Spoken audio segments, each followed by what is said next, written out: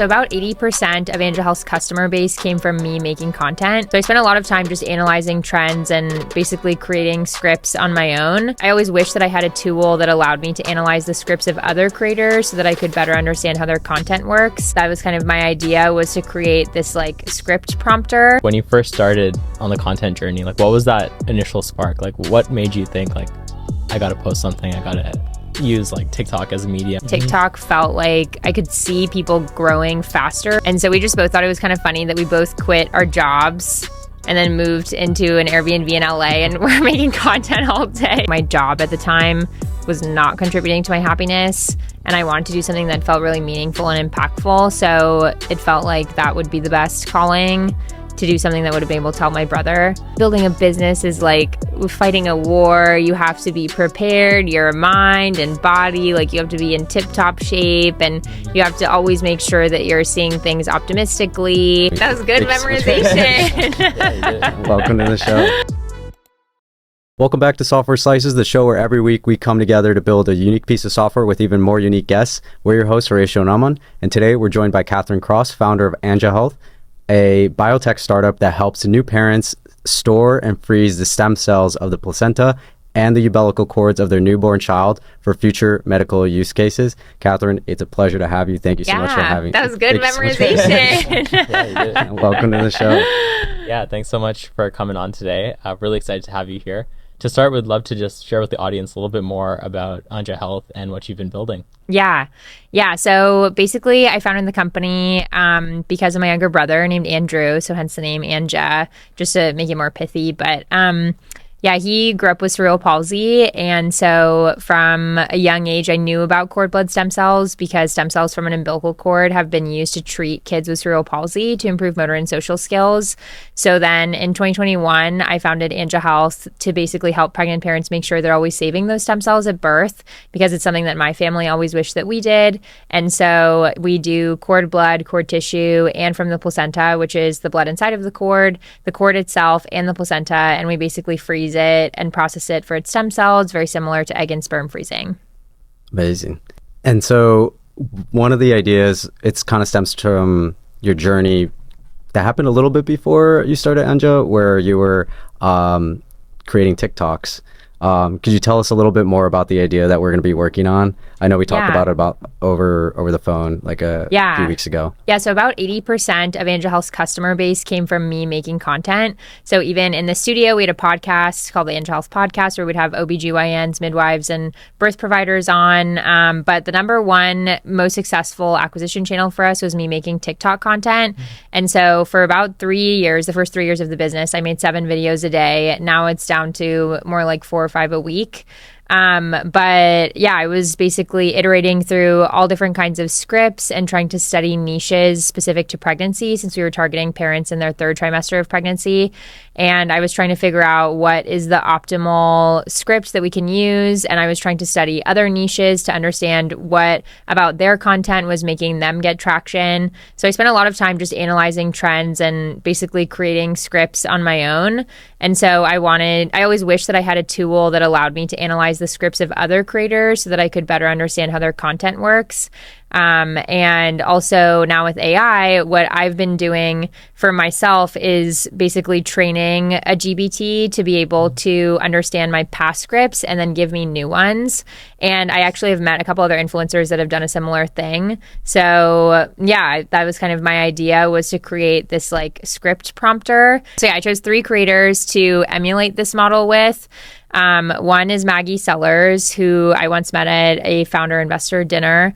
And I think she's a really, really prolific creator because she makes a lot of content at the intersection of basically being hot, smart, rich, which is her brand. And so she does beauty, fashion content, but also like personal finance content and startup content.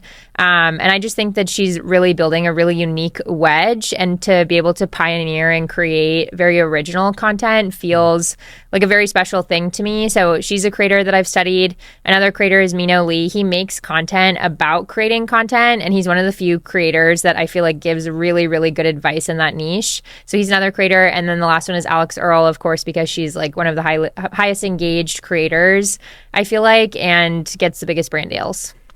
Awesome. Nice.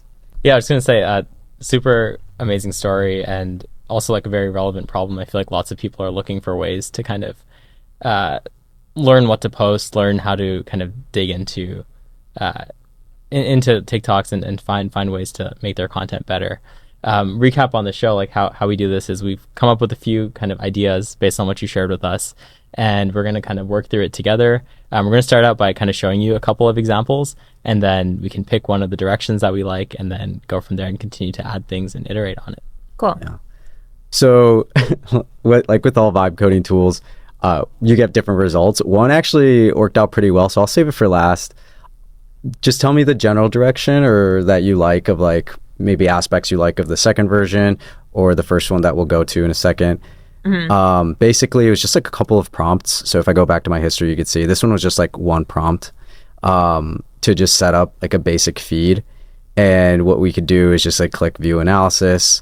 And you could put up like both an analysis of the hook and the full script if you want to later on. So that'll like, it basically just compiles the content from those 4 creators that you were interested in, or right now I think it's 3. I think I just got Mino, Alex, and Maggie Sellers. This one, I gave it more of the API that pulls in content from TikTok. So it's like 4 prompts essentially. And so you get this personal feed that's pulling from each of those accounts. And yeah, I mean, we could click on any of these. It'll take you straight to the TikTok. I'll play that later. And then this one actually also got like an analyze button where it will clip the first 5 seconds of the video every half second and show both the images, so like anything visual that might have been a good hook, and then also the transcript and the audio, like if there was anything in the audio that was like really solid. So yeah, we'll give it a second to load, but initially just even on the feeds, any feedback like, Ooh. Oh, it looks like it came through. Well, yeah, I like this one the best because I feel like there is such a difference between the visual hooks and the like verbal hooks. And I feel like that's an underestimated part of content because I think, for instance, for my company's content, I was able to nail the verbal hooks, which was typically if you're currently pregnant, but then I had to learn to kind of develop the visual hooks. And I feel like Mino talks about this sometimes too, where you have to have like a really shocking visual hook. Yeah. And even things like a lot of Maggie's videos are up close in her face, but she's really pretty. So I feel like that's like a visual hook. Yeah. What's been the best visual hook you've seen in the content that you posted? One of Mino's videos is him standing on the edge of a building. So it looks like he's about to jump off and there's like no gate or anything. And I think that's really shocking. Yeah. Got it.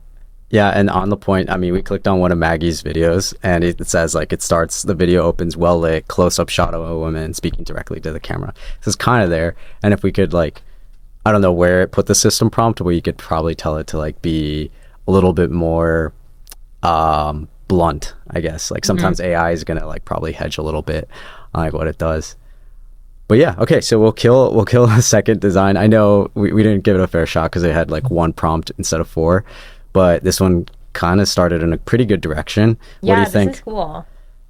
I like the psychological hooks. What other hooks does it list? Actually, I don't know. This is the first time. Platform optimization, psychological triggers, audio hook here. Let me zoom in a bit more. Is it just based off the visual right now, or does it also have the audio clip? It's got the audio. Okay. Well, actually, let's test it. It says the audio starts immediately with the statement 50, 30, and 20 rule is outdated and needs a refresh. We could actually play it. Looks like that's what... 50, 30, 20 rule is outdated and needs a refresh. Yep. So it got it. But yeah. So it does the audio and the visuals. Yeah, where do you want to take it? Like, what other types of pieces of information would you like to do? What would be the best experience for you when you're coming up with like new go-to-market content to go with? Probably the structure of the rest of it, kind of like recently a new hack I learned is CapCut templates. So CapCut has a bunch of like pre-made videos that you can just insert your videos and text into. And I think that helps with things like I feel like the speed at which you cut clips is increasing or decreasing. Like when I first started making TikTok content, you could kind of have one long talking video, which I think sometimes is still the case. But I feel like if you're, for instance, doing a day in my life, a lot of day in my life videos, each clip is only 2 seconds typically, or even less, like 1.3. I feel like starts to be when it feels a little short.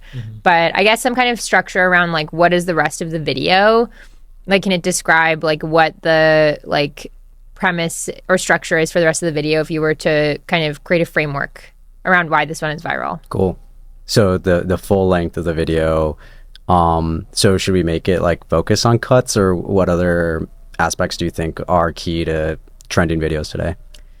Yeah, I think the number of cuts, maybe like contrast of the clips, like for instance, if you have a day clip, a night clip, maybe also how it correlates with the audio.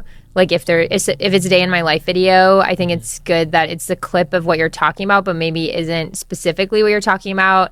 Like you kind of want to show, don't tell. So yeah, just a framework for like how to create a video of similar quality. Cool. Awesome. Should we keep it simple and pop it, even if it changes like how it's transcribing the hook? Is it okay if we kind of like overwrite it and maybe it won't focus on the hook, it'll do the full video on this page? Or do you want to have like a separate analyze hook button and then the body, full body? Okay, sweet. So I think the hook's definitely the most important, but I think the full body is important too. Sweet. Awesome. So we're gonna give it all the power it needs. And we'll just give it a screenshot so it can see what we're looking at. Click on this button and just so it can reference it and say to Wispr Flow.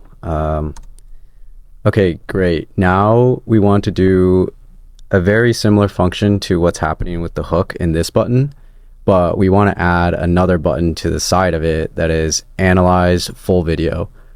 The original button that we have here should just be analyze hook, and then the analyze full video should analyze all visuals across the full length of the video, including the transcript in the same way it's doing for the hook, and output anything about transitions, contrast, or visuals that might have made the full video a good performing one. Anything else to add? I don't think so. That's it? I haven't seen Wispr Flow or Replit demoed yet. Oh, sweet. Well, this is the first time. So yeah, Wispr Flow is extremely clutch. They actually have sponsored the first season of Software Slices. So yeah, it's an essential tool for every single video and every single prompt session that we go into. Yeah, I've heard about it, but I haven't seen it demoed. My SF friends told me about it. I feel like there's a lack of transfer or like a delay in the transfer of information between New York and SF. Yeah. Like my SF friends start using things and then like 2 months later, New York people use it. Yeah, there's definitely a little delay. We're the LinkedIn to the X type of vibe. Yeah. Yeah. Cool. While it's working, I'm really curious, like when you first started on the content journey, like what was that initial spark? Like what made you think like, I got to post something, I got to use like TikTok as a medium versus other channels?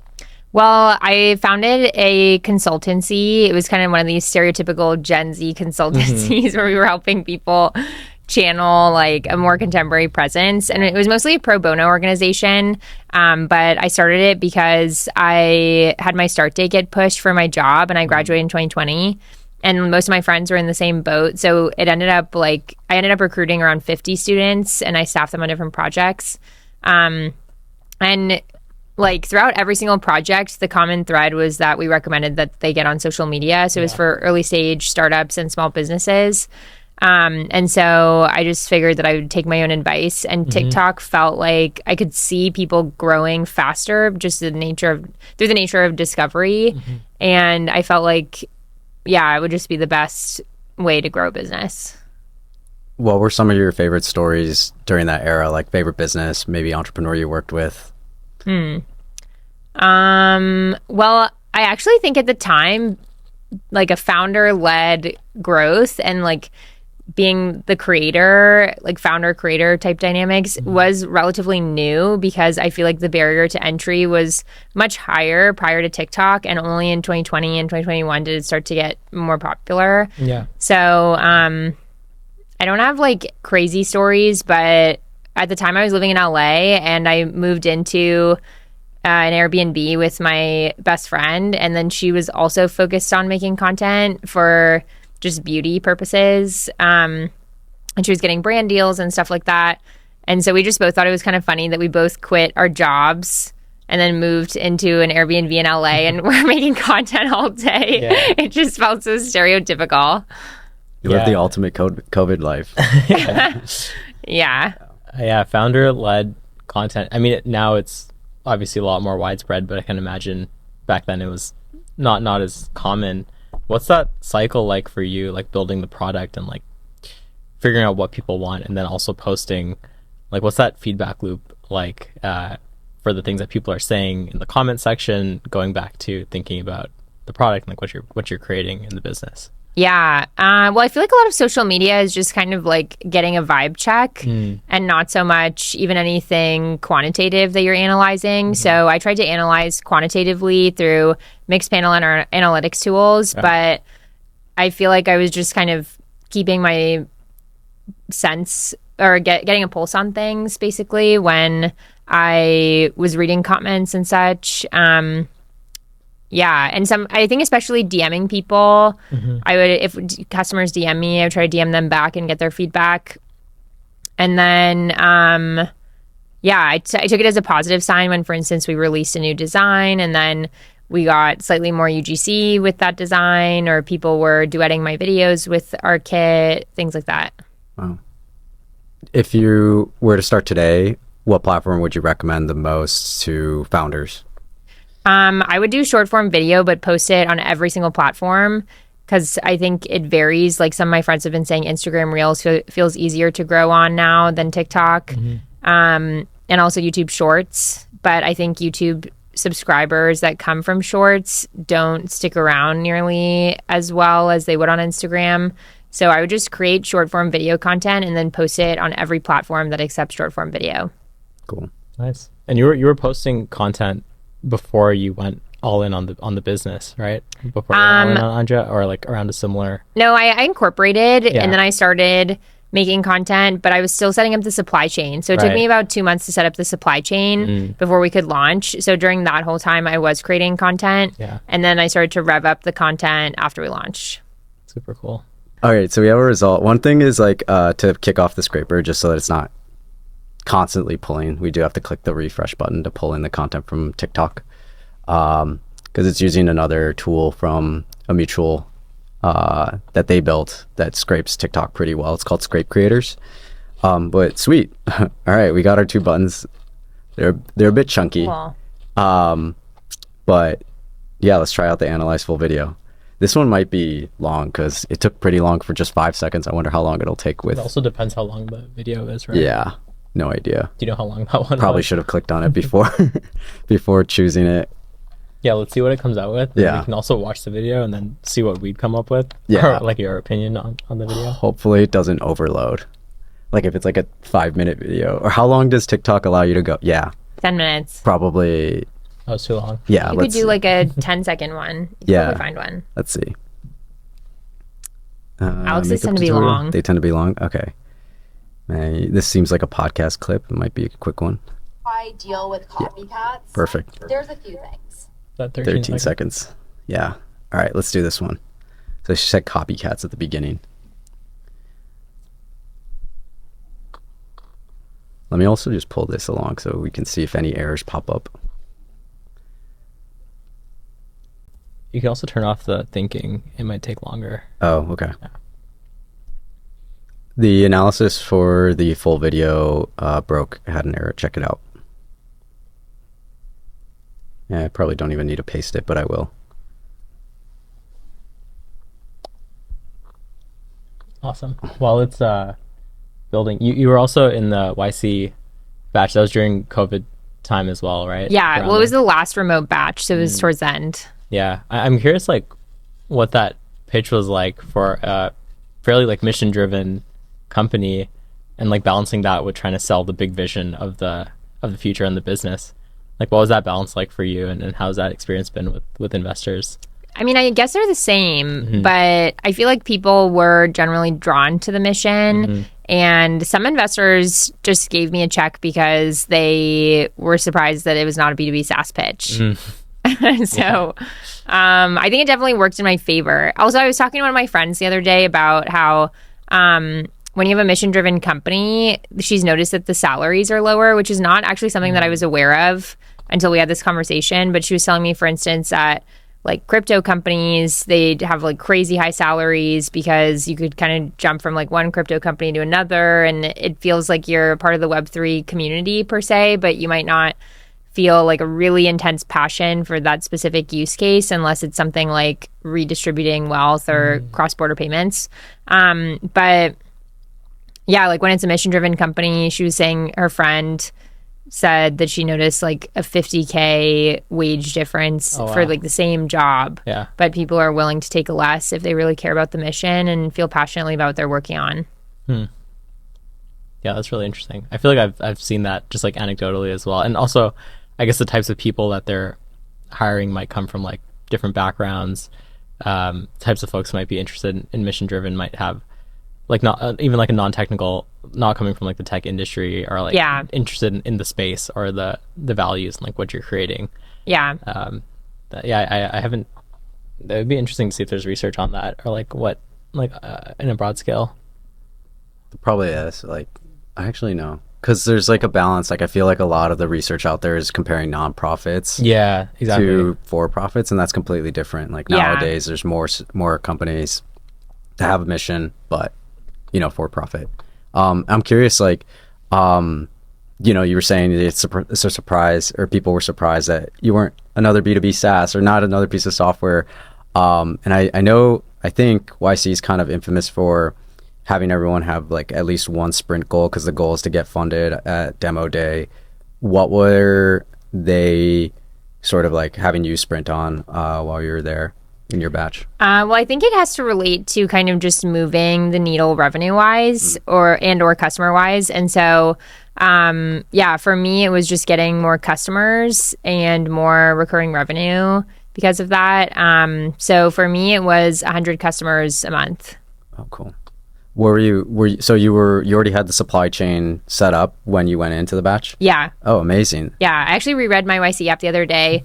And we had like 6 customers when I applied. Got it. Wow. Was that, so I saw, in preparing for this, I saw that you applied twice. Where were you at the first application, and then where were you at the second time you applied when you got in? Yeah, my first one was actually a different idea that I didn't have any traction on, but it was in the surrogacy space, because I was thinking about cord blood banking initially, but then I felt like I wasn't sure if I necessarily wanted to get so deep into the industry. Then I was looking into just adjacent spaces, if there's maybe an area that didn't have any competitors, for instance. But I think now I actually think having some competitors is a positive signal.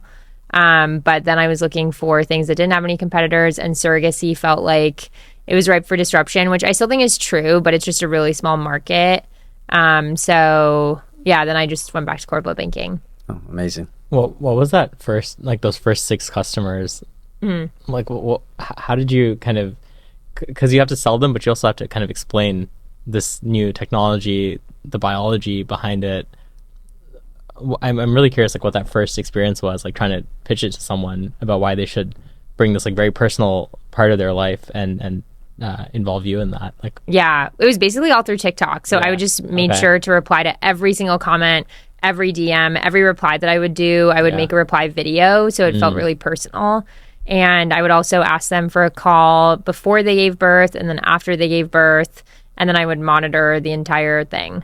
What's the exact journey? Like, did you comment on them? Because I know there's just like this weird thing, like on TikTok, like permissions and everything, but like for other people who might be watching this wanting to do the same strategy, what was the actual step-by-step thing? Like, did you comment under their reply when they got excited that they saw your like quote or your stitch video, or how did you set up the call and the connection? Well, sometimes people, I think our first few customers, I mean, they weren't the people that were commenting on my video, or they had an obscure username, so it was hard to tell if they were actually the person purchasing. But like, for instance, I'd have a video that had like 200,000 views, so it would have many, like probably in the hundreds of comments, and then we'd get maybe like 2 purchases that day. But it still felt worth it because it would only take me like an hour or so to make that video and no money.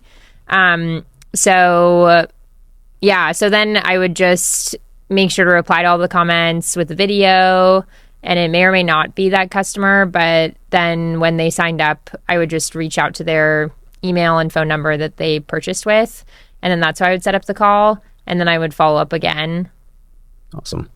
Sweet. Nice. Love to get tactical. So let's see. It got us a result, and it actually did spot the error that we had a hunch on, which is like there was like too many. No, that we stuffed too many images in one API call, and it overloaded. Oh, so is it still doing every like few? Well, it probably. Oh yeah, it was probably doing every half second for even a 13-second video. Yeah, that's 26 frames. So, yeah.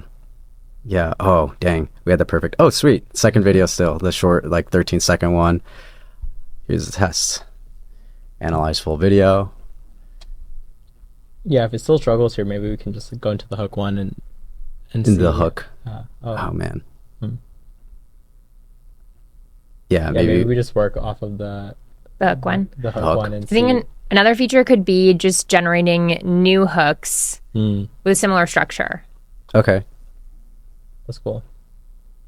Or like what other hooks fall under the same genre, or if you apply another genre like my genre, then how could you replicate what's good about this hook visually, psychologically, etc. to my genre? Yeah, because it looked like it pulled out like a few different categories, right, that it was analyzing it through. Yeah, like 6. Yeah, so maybe we could use that information that it pulled.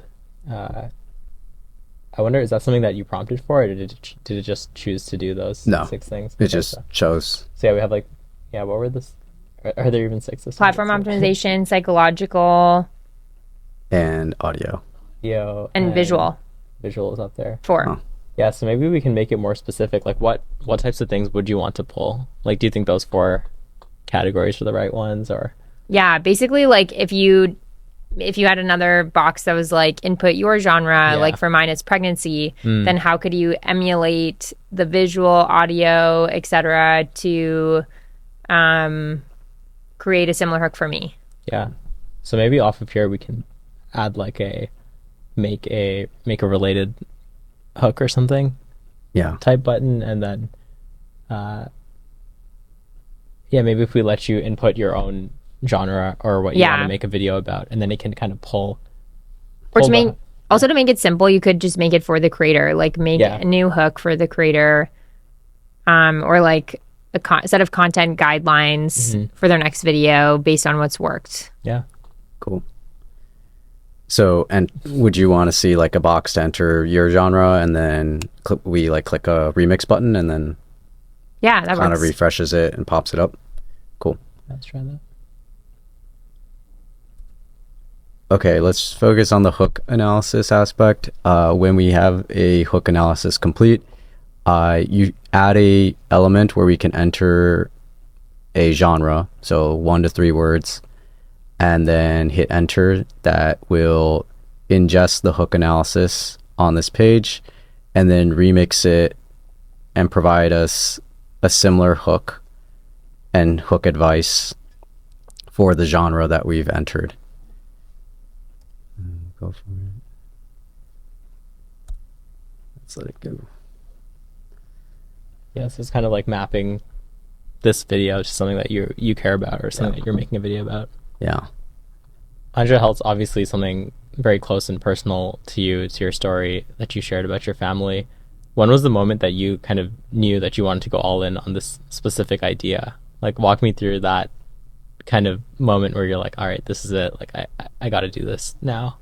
Yeah, well, my brother passed away in early 2021, and so I just didn't want to do anything that wouldn't have contributed to my happiness at that point, and I felt like my job at the time was not contributing to my happiness, and I wanted to do something that felt really meaningful and impactful. So it felt like that would be the best calling, to do something that would have been able to help my brother. So yeah. I saw you've mentioned your mom is an entrepreneur. I'm curious, like, how did any, certain experiences or during your upbringing or just even now, how has she or your parents influenced your journey as an entrepreneur? Yeah, I think it's good to have my mom as an entrepreneur because she has told me, she's tried to impart a lot of wisdom on me that I later realized she was right about, but I don't really like to listen to her advice. What's your favorite tip that you ignored and later realized? Well, she was always like, building a business is like fighting a war. You have to be prepared, your mind and body. Like, you have to be in tip-top shape, and you have to always make sure that you're seeing things optimistically. And also, she thinks that any thought that is related to negative self-talk is a destructive one, even if it's admitting that you're wrong, which I still don't agree with. Maybe one day. Yeah, but I think that it makes her have a lot of grit because she always thinks that she's right. Yeah. Yeah, there was one interview that I read that you did where you kind of mentioned a time during vacation with her makeup bag where she kind of showcased grit. Would you mind telling that story? Wait. What was it on? Oh, sorry. There was an interview where you mentioned she forgot her makeup bag. It was on a Medium article. Oh. It was like about your, it was some founder community you were part of. Their Medium article mentioned you had a favorite story where she was digging deep. I was. Yeah, no, I'm so honored. Yeah, no, it's all good. We can skip it, but yeah, it was like something about sample sizes. Like, she collected samples. Yeah. So when we went to Palm Springs when I was really young, my mom realized that she forgot her makeup bag. And then she was like, let's just go to Sephora and I can use all the free makeup because they have you can just sample everything. Yeah. So then she literally did her full face walking around Sephora, and we were there for like 30 minutes because she has a long routine. Amazing. And yeah, there's just been so many moments like that where I think my mom is like super, super scrappy, but I don't know if that's necessarily because she's an entrepreneur. I think it's because she's an immigrant.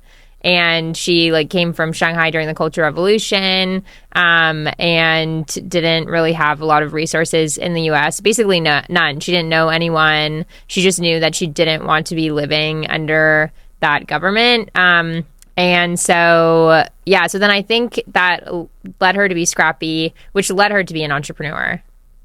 Awesome.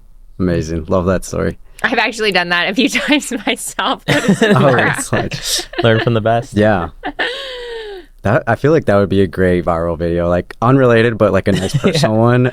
Like tips, like I don't know samples. How happy Sephora would be. Or just any samples. You go to Costco for food. Oh, yeah, I mean. Yeah. No, my mom had this one homeless friend that, I mean, it was like a friend of a friend, but like they would go to Costco to eat all the food every day and then shower in the Costco bathroom. Well, just with the sink, but just like a little towel and the sink. Amazing. Next YouTube video. Yeah. We're flipping the show and we're doing it on Costco. Hours at Costco. So vibe coding apps. All right, let's see what we get. So it's starting the analyze hook. Hopefully it works. works. It's completed. It has a mapped out. It gave us steps. It's like first analyze, click analyze hook. Once it completes, enter the genre. I wonder where we even put the enter the genre, but let's see if this brings it home. We're just letting it do its thing. Yeah. And then maybe later after the show, we'll send over like the version that works with the full video. Okay, cool. I still think it's just because it's too many images. Yeah. I mean, even just the hook itself, I think the hook is the most important part of the video. So I think that's fine. Cool. All right. So here's the analysis. Let's see. Oh, here we go. What do you usually describe? Like healthcare? Pregnancy. Sweet. First, let's take a look at it. So as we see the advice it gives us. Yeah, choose a different video. Oh, would you? I that was on me. Here, I can go back. No, it's okay. I mean, it's fine to do that video. Yeah. Okay. So everyone always talks about big changes that will elevate your life. Okay. So it's like analysis is that it opens up with the close-up. Audio starts relatable and engaging statement. Curiosity. It's talking. It sounds like she's kind of just giving advice on. Maybe we should play it really quickly. Yeah, let's watch the video.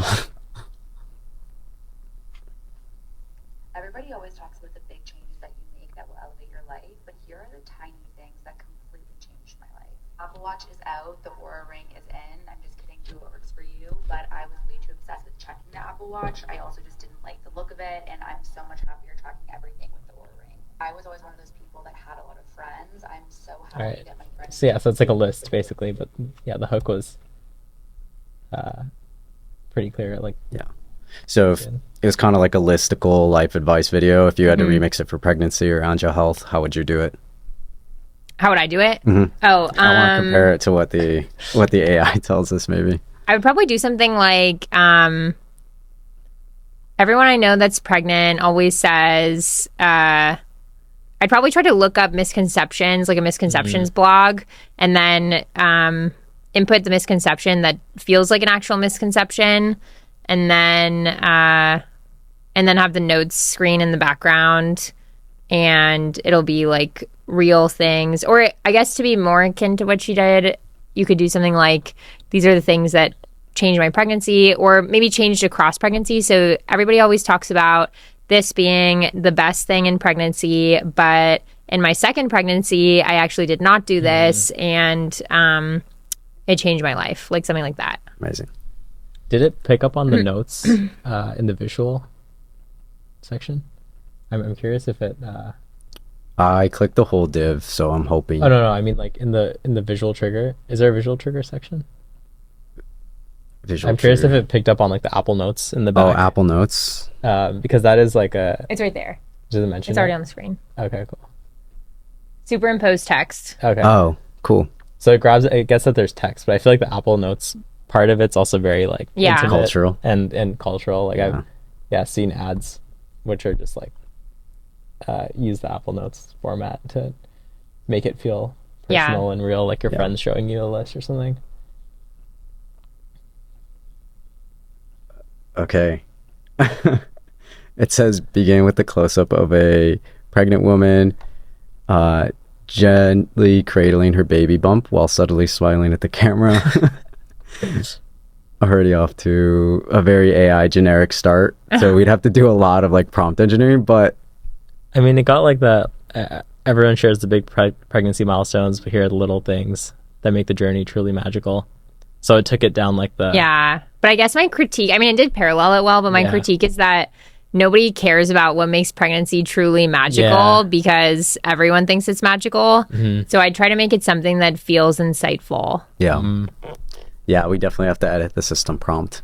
Or maybe even do something that could like search the web so it could get relevant cultural context. Yeah, make it something that would feel surprising to 90% of readers, something like that. Amazing. Something like provocative or cool. Yeah. also like even controversial sometimes to really get people hooked in. Yeah.